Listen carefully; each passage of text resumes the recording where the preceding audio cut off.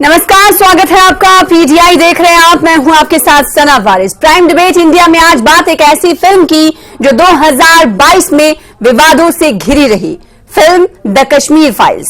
विवाद से शुरू हुआ ये सफर आज ऑस्कर की दहलीज तक आ पहुंचा है। ऑस्कर 2023 के लिए द कश्मीर फाइल्स को शॉर्टलिस्ट किया गया है। काबिले गौर बात यह है कि इस फिल्म का बड़े स्तर पर विरोध हुआ था, लेकिन सच्चाई यह भी है कि ये साल 2022 की देश की सबसे बड़ी हिट फिल्म साबित हुई।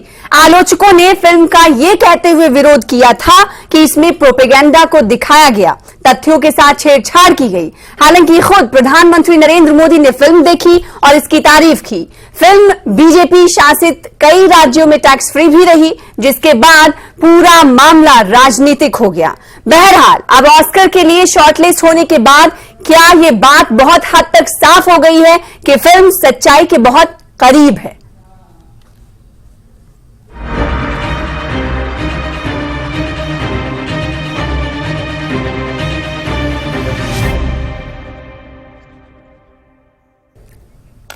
तो फिल्म पर विवाद और शॉर्टलिस्ट जवाब, आज इसी मौजू पर बातचीत करने वाले खास लोगों का पैनल हमारे दरमियान मौजूद है। सबसे पहले चर्चा की शुरुआत करें उससे पहले आइए तमाम मेहमानों का आपसे तारुफ करा देते हैं। खास मेहमान हमारे दरमियान मौजूद है वरिंदर सिंह साहब, स्पोक्स पर्सन है पीडीपी के, आपका स्वागत करते हैं। और साथ ही साथ अमित रैना सर को भी देख पा रहे हैं, रूट्स इन कश्मीर के स्पोक्स पर्सन है, प्रवक्ता हैं, आपका भी वेलकम करते हैं। और साथ ही साथ एक और खास मेहमान एडवोकेट आर.एस. पठानिया साहब हैं, जो कि भारतीय जनता पार्टी के स्पोक्स पर्सन हैं, आपका भी स्वागत करते हैं। वरिंदर सिंह साहब अब से कुछ देर बाद आपको टीवी स्क्रीन पर नजर आएंगे। इस बीच एक और खास मेहमान हमारे दरमियान मौजूद है रविंदर कौल साहब, जो कि फिल्म क्रिटिक हैं, आप सबका स्वागत करते हैं।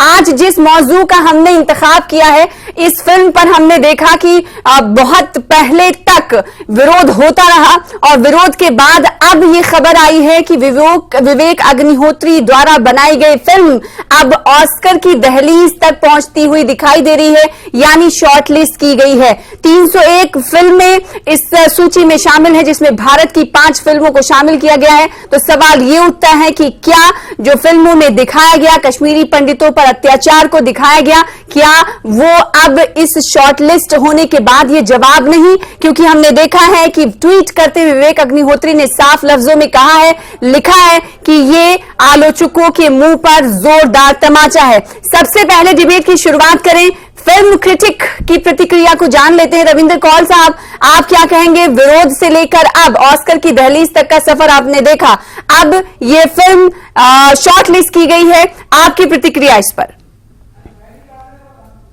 जब ये फिल्म यहाँ जम्मू में रिलीज होने से पहले स्क्रीन की गई थी एक सिलेक्ट ऑडियंस के लिए जी, और मैं उसमें शामिल था, मैंने वो फिल्म देखी थी। और फिल्म की जिस दिन फिल्म रिलीज हुई उसी दिन मैंने उसका रिव्यू छपा था, जो विवेक अग्निहोत्री जी ने अपने ट्विटर हैंडल पे शेयर किया था, जिसमें लिखा था कि ये इस फिल्म का पहला रिव्यू है। इस फिल्म का पहला रिव्यू ऑल ओवर इंडिया वो मैंने लिखा था। और उस फिल्म में जो लोग वहां पे देख रहे थे जब तो उनका रिएक्शन ये था कि आधे से ज्यादा हॉल जो है वो दहाड़े मार मार के रो रहा था, क्योंकि उन सभी लोगों को इस फिल्म में अपनी कहानी दिखाई दी। ज्यादातर लोग उस ऑडियंस में वो लोग थे जो 1990 में जिनको मजबूर होकर अपना घर छोड़ना पड़ा और यहाँ पे आके बसे वो। उसके बाद फिर मैंने उसका रिव्यू लिखा और वो कमोबेश उसी तरह का रिव्यू बहुत सारे और लोगों ने भी लिखा, मगर एक खास सेक्शन ऑफ हमारी जो पॉपुलेशन का है उन्होंने इसका बहुत विरोध किया। अब जो विरोध करने वाले थे, मेरा ये मानना था कि जो सोशल मीडिया पे उसका विरोध कर रहे थे उन्होंने वो फिल्म देखी नहीं थी, बिना देखे रिव्यू वो विरोध कर रहे थे, क्योंकि उसमें जो भी बातें दिखाई गई थी, एक तो उनकी रिसर्च इतनी कमाल की थी इस फिल्म की कि उसमें कोई एक ऐसा इंसिडेंट ऐसा नहीं है जो असल में एक्चुअली घटित ना हुआ हो। उन्होंने बहुत सोच समझ के सिर्फ वही इंसिडेंट्स उसमें इंक्लूड किए थे जो असल में जो घटनाएं उस वक्त हुई थी वो। अब उनका ये मानना था, जो विरोधी थे उनका ये मानना था कि इन्होंने सिर्फ एक तरफा सच दिखाया है जी। इसके जवाब में मैं आपसे ये कहना चाहता हूं कि हैदर फिल्म एक रिलीज हुई थी जी। जो कश्मीर के बैकग्राउंड पे बनी थी। विशाल भारद्वाज ने वो फिल्म बनाई थी और उसके बाद इमीडिएटली बाद जयपुर लिटरेचर फेस्टिवल में वो वहां पे आए थे और मैंने ऑडियंस में से उनको क्वेश्चन किया था। मैंने कहा था आपने कश्मीर का जो सच है वो दो तरफा है, एक जो वहां पे लोग रह रहे हैं एक उनका सच है और एक उनका सच है जो वहां से निकाले गए। तो आपने एक तरफ का सच दिखाया है, जो कश्मीर में रह रहे लोग हैं उनका सच दिखाया है। आपने जो लोग 5 लाख के करीब लोग जिनको मजबूरन वहां से निकलना पड़ा हालात के चलते, उनका सच आप बिल्कुल इग्नोर कर गए जी। तो उन्होंने कहा ये मुझे मालूम है, मेरा एज ए फिल्म मेकर के राइट है कि मैं कौन सा सच अपनी फिल्म में इंक्लूड करूं और कौन सा सच छोड़ दूं। ये मेरा राइट है और मैंने अपने राइट का एक्सरसाइज किया है। मुझे मालूम है कि मेरी फिल्म में सिर्फ एक लाइन कश्मीरी पंटू के लिए है पूरी फिल्म में। हाँ। और ये जानबूझ के मैंने ऐसा किया है। अगर किसी और को लगता है कि ये सच इग्नोर हो गया तो वो और बनाए फिल्में। तो मैंने ही सारी कश्मीर पे फिल्में बनाने का वो जिम्मा नहीं लिया है, कोई और भी इस पे फिल्म बना सकता है। ठीक है, तो ये इस तरह के पहलू होते हैं। हाँ ठीक है, रविंद्र कौर जी हम आपके पास आएंगे। हाँ। बनाई, अब जब विवेक अग्निहोत्री ने वो फिल्म बनाई तो उसने अपना एक पहलू दिखाया। अगर किसी को इससे ऑब्जेक्शन है वो एक और फिल्म बना सकते हैं। कश्मीर में फिल्म मेकर्स की कमी थोड़ी है। ठीक है, अब रूल्स इन कश्मीर इसके स्पोक्स पर्सन अमित रैना, आपका हम रद्द अमल प्रतिक्रिया चाहेंगे। विरोध से लेकर कंट्रोवर्सी हुई, रिलीज हुई फिल्म, कंट्रोवर्सी हुई और अब ऑस्कर के लिए शॉर्टलिस्ट की गई है। आपकी जबानी इस पर क्या आप कहना चाहेंगे? देखिए, सांच को आंच नहीं होती और ये साफ पता चल जाता है कि इस फिल्म के खिलाफ जिस दिन से ये रिलीज हुई इसके खिलाफ षड्यंत्र रचे गए, क्योंकि ये वो फिल्म थी जो विश्व को और भारत को वो सच्चाई दिखा रही थी जो भारत के लोग मानने को तैयार नहीं थे, या 30 साल से उन्हें कुछ और कहा गया था, उन्हें झूठ कहा गया था। और ये फिल्म के रिलीज से पहले सिर्फ कुछ लिमिटेड स्क्रीन्स में, 600 स्क्रीन्स में पूरे भारतवर्ष में इसको रिलीज करना, वहां पे प्रयास करना दबाने का। उसके बाद जब फिल्म सक्सेस हुई फिर फोर्स हुए प्रोड्यूसर्स और डिस्ट्रीब्यूटर और स्क्रीन्स में लाने के लिए। उसके बाद फिर कई लोगों की टिप्पणियां कि इसमें एक ही सच दिखाया गया है, इसमें दूसरा सच नहीं दिखाया गया है। उसके बाद नदाव लपीद का बयान इसी में। अब आप देखिए, नदाव लपीद को बुलाया गया था फिल्म के टेक्निकल एस्पेक्ट पे बात करने के लिए। उन फिल्म अच्छी बनी है, बुरी बनी है, उस पे उनको नंबरिंग करनी थी और उन्होंने उस पे नंबरिंग नहीं करी, उन्होंने फिल्म की मंशा पे सवाल उठा दिए।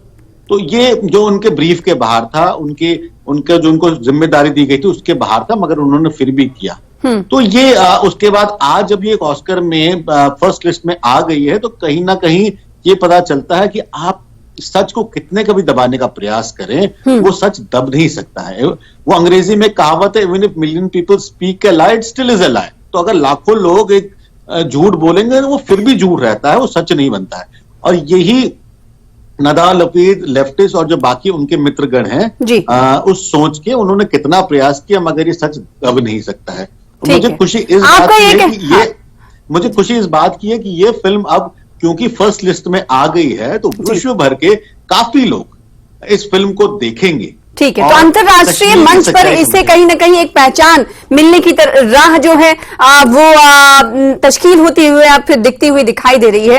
अब आते हैं राजनीतिक मुद्दे पर। हमने ये देखा कि राजनीति का भी बोलबाला उस वक्त रहा क्योंकि बीजेपी शासित कई ऐसे प्रदेश थे जहां पर ये टैक्स फ्री की गई और प्रधानमंत्री नरेंद्र मोदी ने खुद फिल्म देखी, भारतीय जनता पार्टी के समर्थकों ने खूब सराहा, इसके अलावा कई और सारे लोग हैं जिन्होंने सराहा, जिसके बाद ये फिल्म वाला मुद्दा जो है राजनीतिक मोड़ लेता हुआ गया। उस वक्त हमने देखा था, वरिंदर सिंह साहब आपके पास में आऊंगी, विरोध से लेकर अब तक के इस फिल्म के उस पर आपका क्या कुछ कहना है, क्योंकि अब ऑस्कर की दहलीज पर यह फिल्म पहुंच चुकी है और जब ये विरोध जताया जा रहा था तो उस वक्त हमने देखा था कि महबूबा मुफ्ती ने भी विरोध जताया था इस फिल्म का। उनका यह कहना था कि एक पहलू को दिखाया गया।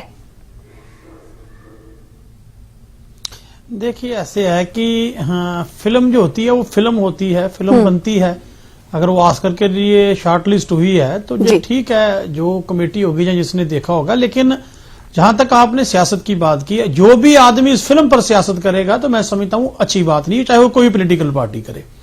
नंबर एक, इन्होंने कहा कि देखिए, मैं एक बात बड़ी क्लियर कहता हूं, हर बार मैं ये बात कहता हूं, आतंकवाद का कोई धर्म नहीं होता, आतंकी का कोई जात पात नहीं होती। जिसने गन उठाई है किसी को मारने के लिए, उसका क्या धर्म हो सकता है? कौन सा धर्म सिखाता किसी दूसरे को मार दो? जो दुनिया में कोई धर्म नहीं सिखाता। बात इतनी सीधी सी है कि जो कश्मीर फाइल में दिखाया गया, कोई शक नहीं जिसको अपना घर छोड़ना पड़ा, बहुत बड़ी पीड़ा होती है। 47 में जब देश की विभाजन हुआ था, जब देश की पार्टीशन हुई, तब भी हमारे बुजुर्गों ने जब संताप हटाया था, हमारे बुजुर्ग पीओके से आए थे, बहुत सारी कत्लो गारत हुई थी, बहुत सारे लोग उस नफरत की आंधी में बह गए थे। लेकिन हम ये कहते हैं, हमारा ये मानना है कि फिल्म में जो चीज दिखाई गई, मैं पहले भी कहता हूं, हुआ ठीक है, लेकिन जब आतंकवादियों ने आतंक मचाया, जब आतंकी ने आतंक मचाया, तो उस गोली ने, उस ग्रेनेड ने, उस ब्लास्ट ने ये नहीं देखा कि मैंने हिंदू को मारना है, मुस्लिम को छोड़ना है, या मुस्लिम को मारना है, सिख को छोड़ना है। आतंकी मीन्स आतंकी होता है, आतंक होता है, टेरर होता है। नंबर एक, ये बात हमारे ध्यान में होनी चाहिए। ठीक है। दूसरी बात, यहां तक फिल्म की बात है, फिल्म में दिखाई गई पीड़ा लेकिन एक तरफ की दिखाएगी। क्या मैं ये पूछना चाहता हूं, आप ही के चैनल से पूछता हूं, क्या जो कश्मीर में पिछले 29-30 साल से मिलिटेंसी चली है, तो उसमें कश्मीर के कश्मीरी मुस्लिम भी तो अफेक्टेड हुए हैं, वहां सरदार भी अफेक्टेड हुए हैं, चाहे वो छठी सिंहपुरा कांड, महजूर नगर हुए तो है ना। मैं कहता हूं कि हर फिरके का खून यहां गिरा है, तो इन चीजों पर राजनीति करने से जम्मू कश्मीर का मसला हल नहीं हो सकता। जम्मू कश्मीर के लोगों को जो जख्म मिले उसके ऊपर मरहम नहीं लग सकती। ठीक है, मैं समझती हूँ आपकी बात, आपके स्टैंड समझती हूँ, लेकिन सीधे तौर पर एक सवाल मैं आपसे करना चाहती हूँ। फिल्म क्रिटिक भी हमारे साथ हैं, उन्होंने कहा कि जब मैं सवाल करता हूँ, हैदर फिल्म का हवाला उन्होंने दिया कि जब हमने उस वक्त जयपुर फेस्टिवल में सवाल किया था कि हैदर फिल्म में आपने एक पक्ष दिखाया, एक पहलू दिखाया, तो उन्होंने कहा कि फिल्म डायरेक्टर और प्रोड्यूसर की तरफ से ये जवाब दिया जाता है कि आपको भी ये हक बनता है कि आप दूसरा पहलू दिखाएं। हम एक पहलू या सिक्के के दो पहलू होते हैं, किसी एक टॉपिक पर, किसी एक मसले पर फिल्म बनती है, तो क्या जो ऑस्कर के लिए शॉर्ट लिस्ट हुई है, उस तमाम चीजों को देखकर ही तो शॉर्ट लिस्ट हुई होगी ना? एक फिल्म में कई सारी चीजों को तो नहीं दिखाया जा सकता ना। मैं वही आपसे जानना चाहती हूं, तो फिर उस वक्त पीडीपी ने क्यों विरोध किया था इस फिल्म? मैं कहता हूं, सुन लीजिए, जैसे रैना साहब अभी कह रहे हैं कि वो हैदर फिल्म की उन्होंने बात की है, मैं ये कहता हूं, एक मिनट के लिए मैं इनकी बात मानता हूं, ये सच कह रहे हैं। सॉरी, कौल साहब ने, मैं कौल साहब की बात मानता हूं जो सच कह रहे हैं। मान लीजिए एक मिनट के, मैं सियासत से हटके बात कर रहा हूं, एक इंसानी नाते पे बात कर रहा हूं। मुझे आप एक बताइए, अगर कोई आदमी किसी का कत्ल कर देता है तो मैं ये कहूं कि उसने कत्ल किया तो मैं भी करूंगा? ये कौन सा इंसाफ है? ये कौन सी मेंटालिटी की हम बात कर रहे हैं? मैंने हैदर फिल्म नहीं देखी है, जैसे कि जब कौल साहब ने कहा है, इन्होंने कहा है कि, उन्होंने कहा, सुन लीजिए, इन्होंने कहा कि उन्होंने मुझे ये बात की थी, भाई आप सोसाइटी को बांटने का काम क्यों करते हैं? फिल्में मनोरंजन का केंद्र है ना, सोसाइटी को बांटोगे? जहां आप एक पार्टीशन हो, मतलब आप मुझे बताइए कि आप दो कम्युनिटी में गैप बढ़ना चाहते हैं?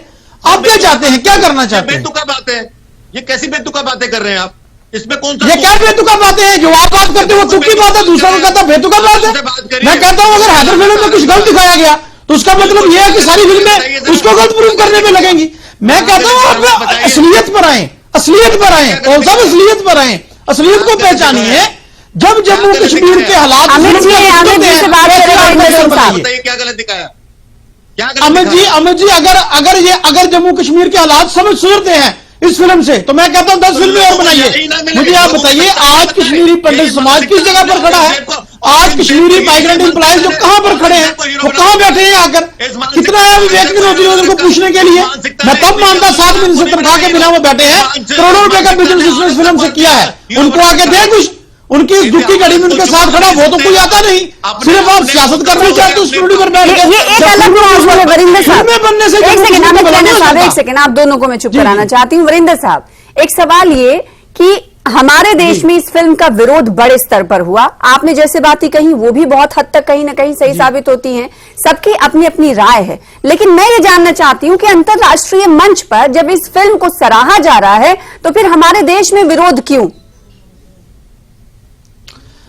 देखिए मैडम जी, अब आपने सवाल किया, मुझे जवाब देने का पूरा टाइम दीजिएगा और मेरी जल्दी से मैं आपका जवाब चाहूंगी, क्योंकि आरिफ पठानिया साहब से पहला रिएक्शन भी अभी हमने नहीं लिया। फिल्म बनती है जहां तो सुन लीजिए, फिल्म कोई भी बनती है, फिल्म मीन्स फिल्म है, ठीक है। उस फिल्म में अगर कुछ दिखाया है, कोई ठीक है। कश्मीर में किसी के साथ, हमने ये कहा कि ये दोनों तरफों की नहीं है और इससे दो कम्युनिटियों के बीच गैप बनाने की एक कोशिश की गई है। दूसरी बात मैं अरे इसमें जब कहना चाहता हूं, अगर हरकतें फिल्म करते बनी हुए वो क्या ऑस्कर के आपने लिए बनी बहुत फिल्म सारी देखने फिल्में से क्या शॉर्टलिस्ट बनती होती हैं।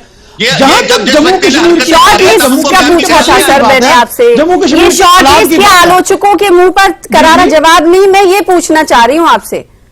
अब आप जो कह दे, देखिए मैं नहीं कह रही हूँ, मैं पूछ रही हूँ आपसे, मेरा ये टैगलाइन नहीं है।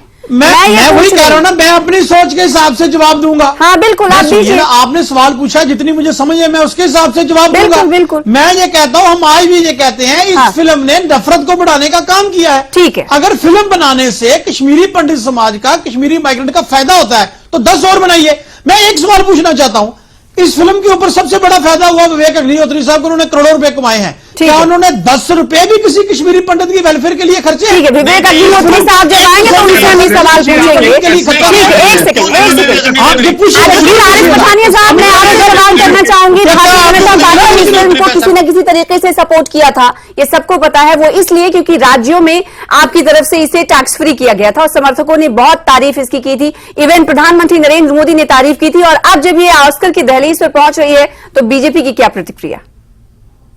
सना, इसको 2-3 इसके पहलू हैं। सबसे पहले तो भारतीय सिनेमा के लिए एक गोल्डन डे है, स्वर्णिम इतिहास रचा है भारतीय सिनेमा ने कि मैक्सिमम नंबर ऑफ, जिसे कहते हैं 301 में से 4 मेजर फिल्म्स, 4 मेजर फिल्म्स और 5वीं जिसे कहते हैं कश्मीर फाइल्स, जो अपने आप में एक दायरे में रही।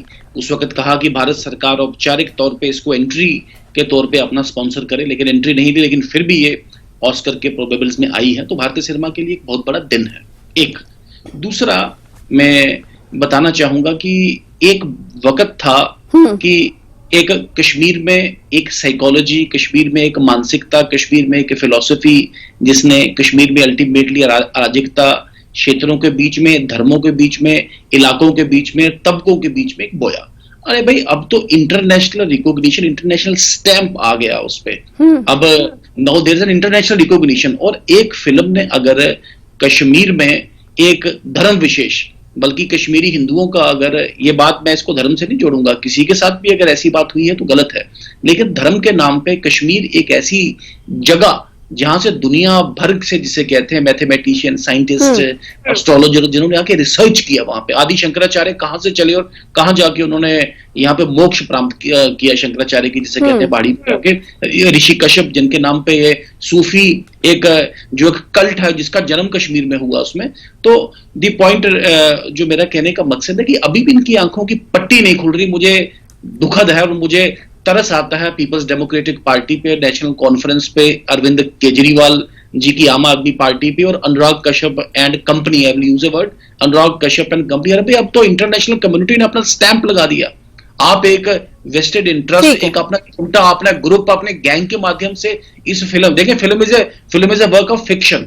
उस फिक्शन के माध्यम से अगर इस फिल्म ने एक प्रोजेक्शन देने की कोशिश की, दुनिया को पहली बार पता लगा कि नंदीमर्ग मैसेकर है क्या है, लोगों को पहली बार पता लगा नीलकंठ गंजू है कौन है, लोगों को पहली बार पता लगा कि किस हालात में 5 लाख कश्मीरी हिंदुओं को रातों रात, कोई गाड़ी में, कोई पैदल में, कोई बस में, क्या क्या लेके भागना पड़ा, और आज तक वो अपने घर से बेघर हैं, अपने ही देश में, अपने ही घर से, जिसे कहते हैं एक वनवास, जिसे बोले एग्जाइल की स्थिति में रह रहे हैं। तो एक भारत के इंडिपेंडेंट भारत इतिहास का अपने बिल्कुल। तो भाजपा का ये सीधे तौर पर कहना है कि अंतर्राष्ट्रीय मंच पर जब इसे स्टैंप मिल गया है और इसे सराहा जा रहा है, तो आखिर विपक्षी पार्टियां क्यों आंखों पर पट्टी बांधे हुए हैं? इस पर मैं जवाब भी चाहूंगी वरिंदर साहब आपसे और रविंदर कौल साहब आपसे भी। छोटे से ब्रेक के लिए रुकेंगे, ब्रेक के बाद प्राइम डिबेट इंडिया में जल्द लौटेंगे।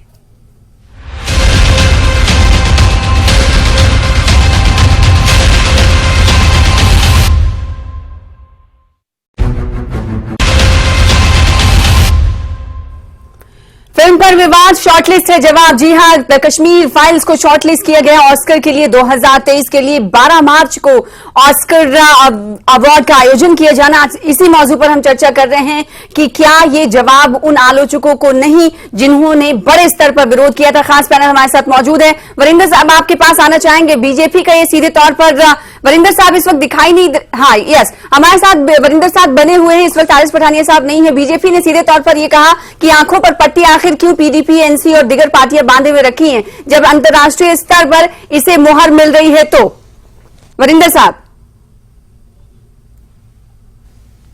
हेलो वरिंदर जी, आपको आवाज मिल रही मेरी? जी जी मिल रही है जी। जी, ब्रेक पर जाने से पहले आरिस पठानिया साहब ने सवाल उठाया था कि आखिर विपक्षी पार्टियां जो हैं आंखों पर पट्टी क्यों बांधे हुए जब अंतर्राष्ट्रीय स्तर पर इसे सराहा जा रहा है और एक तरीके से स्टाम्प मिल चुका है कि ये फिल्म जो है ऑस्कर के लिए शॉर्टलिस्ट कर ली गई है। देखिए ऐसे है कि किसी फिल्म को ऑस्कर के लिए शॉर्टलिस्ट करने से जम्मू कश्मीर की समस्याएं हल हो जाए तो मैं खुशी मनाऊंगा। कश्मीरी पंडित हमारे भाई जो माइग्रेंट हैं पीएम पैकेज के, उनको सिक्योरिटी मिल जाए तो मैं खुशी मनाऊंगा। उनको उनका मसला हल हो जाए, उनकी 7 महीने की पेंडिंग जो सैलरी है वो मिल जाए तो मैं खुशी मनाऊंगा। मेरे लिए तो खुशी का काम ये है ना, मेरे लिए ये खुशी नहीं है किसी फिल्म को ऑस्कर मिल गया या नहीं मिल गया, मेरे लिए वो खुशी नहीं तो है। ऑस्कर मिलना बड़ी बात नहीं होती है क्या? मैं कह रहा हूं जो आदमी इस फिल्म पर नहीं जो पिछले 7 महीनों से कश्मीरी पंडित धरने पर बैठे हैं जम्मू में, जिनकी टारगेटिंग किलिंग कश्मीर में हो रही है, उनकी जान माल की रक्षा करना मेरे अहम है या किसी फिल्म को अवार्ड मिलना अहम है? मैं ये आपसे पूछना चाहता हूं। नहीं, जानते हो आप अपने तरीके से मुद्दे को उठा रहे हैं, लेकिन क्या जो फिल्म क्रिटिक हैं और जो एक बेंचमार्क बनाया गया है अच्छाई का, जो एक बेंचमार्क बनाया गया, एक सेकंड, हर चीज का एक बेंचमार्क होता है, कहीं ना कहीं से चीजें जो है देखी जाती हैं। अगर वहां पर उस चीज का लोहा माना जा रहा है तो इसमें ना एक्सेप्ट करने वाली बात क्या है? मैं नहीं समझ पा रही। नहीं, मैं तो कह रहा हूं कि मैं एक्सेप्ट तो वो कर रहा हूं जो मुझे जम्मू कश्मीर में इसका जवाब जो मेरे सामने बहुत अच्छे तरीके से हो रही है भारतीय जनता पार्टी के राज में। तब बिल्कुल आप बोल सकते हैं, अपनी बात रख सकते हैं। एक दो बातें वीरेंद्र जी जो कह रहे हैं वो कुछ और है, और जो फिल्म के बारे में हम बात करना चाहते हैं वो कुछ और है। बिल्कुल वीरेंद्र जी की एक बात से मुझे सख्त ऑब्जेक्शन है कि इन्होंने कहा कि उसने सैकड़ों करोड़ रुपया कमाया, 100 करोड़ 200 रुपए, क्या उसमें से कुछ पैसा उसने कश्मीरी पंडितों को दिया? मैं आपको वीरेंद्र जी ये बड़े साफ तौर पे कहना चाहता हूँ, कश्मीरी पंडित कम्युनिटी 100% लिटरेट और एजुकेटेड कम्युनिटी है, वो भिखारी नहीं है। हमें भीख नहीं चाहिए किसी से, हमें हक चाहिए। हम चाहते हैं हम अपना नहीं, आप बात को गलत तरीके से पेश कर रहे हैं। मैंने भीख की बात नहीं की, आज भी मैंने भीख की बात नहीं की। आप मसले को दूसरी तरफ लेके जा रहे हैं। मैंने जो कहा है वो आप सुनना नहीं चाहते, वो आप समझना नहीं चाहते, क्योंकि आपका एजेंडा कोई और है।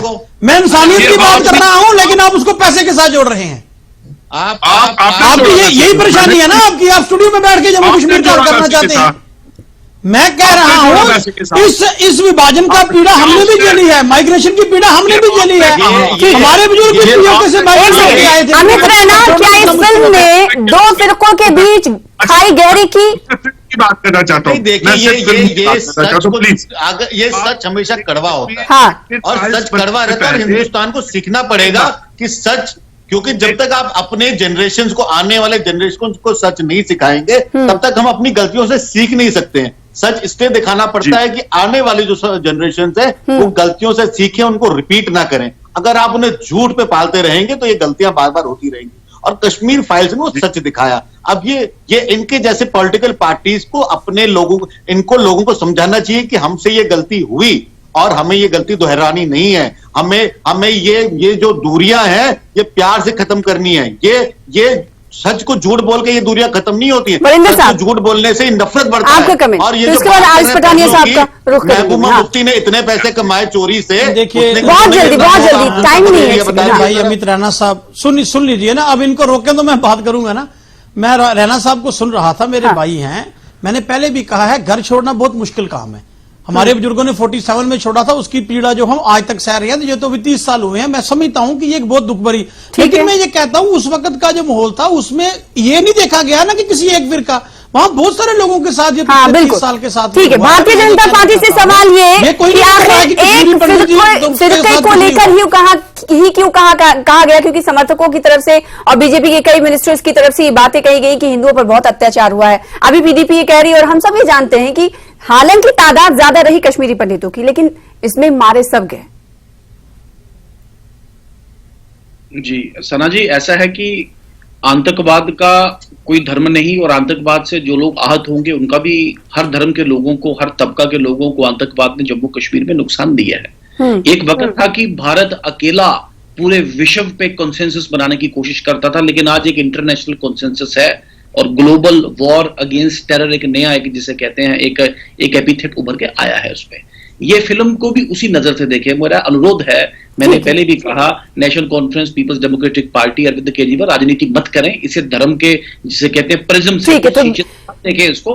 ये तो बीजेपी का ये कहना है कि धर्म के चश्मे से ना देखे। रोड सिंह कश्मीर का कहना है कि सांच को आंच नहीं। तो वहीं फिल्म क्रिटिक का ये कहना है कि फिल्म में एक पहलू को दिखाया जाता है। तो पीडीपी का ये कहना है कि इस तरह की फिल्मों से खाई जो है और गहरी होती रहेगी, इस तरह की फिल्मों से एकजुट नहीं किया जा सकता। बहुत शुक्रिया आप तमाम का, पठानिया साहब आपका, और साथ ही साथ कौल साहब आपका, और अमित रैना साहब आपका, वरिंदर साहब आपका, इस डिबेट का हिस्सा बनने के लिए और अपनी अपनी प्रतिक्रियाएं और स्टैंड रखने के लिए। फिलहाल इसी के साथ प्राइम डिबेट इंडिया में आज के लिए बस इतना ही। देखते रहिए लगातार JKLH न्यूज 18 JKLH। मुझे दीजिए इजाजत, नमस्कार।